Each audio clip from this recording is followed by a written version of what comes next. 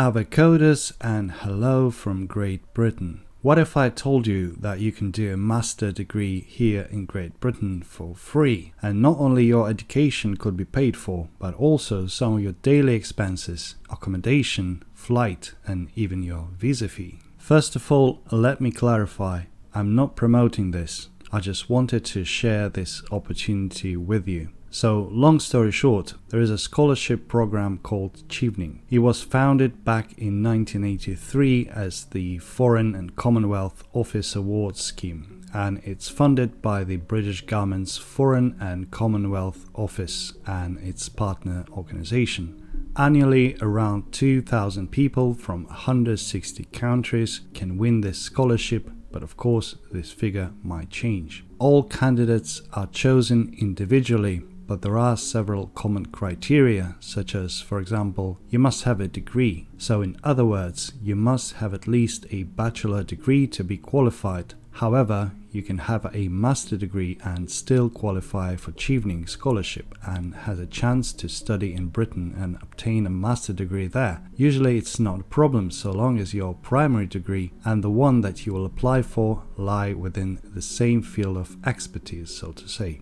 However, if, for example, you had a degree in physics and all of a sudden you have decided to become a lawyer, then you'll need to explain this choice and basically justify why this new degree is going to be an important part of your life's profile or professional activity. You should also pay attention to an average weighted mark that you've finished your degree with. It is not so important for Chevening as it is to the unis that you're going to apply with. For instance, most universities will prioritize applicants with a minimum of upper second class honors or simply 2-1. You can Google how to convert your local degree into a British standard. There are tons of university websites where you can do that. But even if you are below 2-1 level, you should still try and go ahead with your application. Of course, you might not be considered by places like Oxford or Cambridge, but you might still end up in a decent university like the University of Manchester, where Alan Turing was studying, or the University of Glasgow, where John Bayard, the inventor of television, used to study. Same is somewhat true about qualifications in English, such as IELTS, so try to get at least 6.5. On top of that, make sure that you have at least 2 years of professional experience within the field of study of your first degree, whether that is 2 years of employment or internship or funky placement scheme where you could practice while still at the uni or working on your own startup.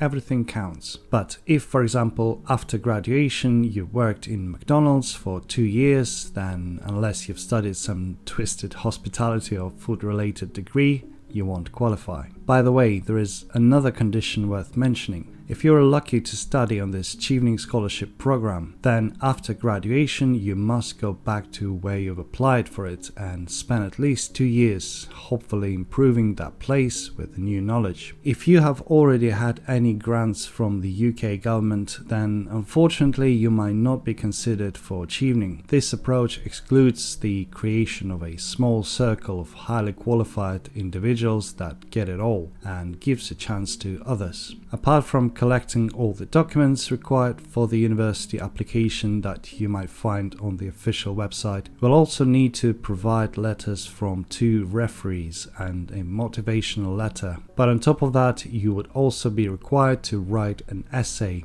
actually 4 essays, where you would have to explain your perception of leadership, networking, studying in the UK and career plans. The official website has more guidance on that. If everything goes well, you will be shortlisted and progress to the next stage, the interview, which will of course be conducted in English and will take place in the British Embassy. When this is done, and if you are successful, most likely you will receive a letter where some additional paperwork will be listed. Normally, you would have to wait for a couple of months from the interview date to see the results. However, you might be added to a long list for a variety of reasons, meaning that you would have to wait an additional 1.5 months, and once it is cleared, you will either be accepted or not. However, I should say that even if you won't get it, raising your game to be an individual that the panel will consider for the scholarship might be a big deal itself and might improve your general attitude towards the standards you set in your own life. And another important tip, there are plenty of agencies that are helping to get you through the process, selling you the dream and earning regardless of the outcome. So a good indicator of whether you're ready for Chevening Scholarship is whether you need such agency. Because if the answer is yes, then most likely you will fail. Application period ends in November, so if you want to try it,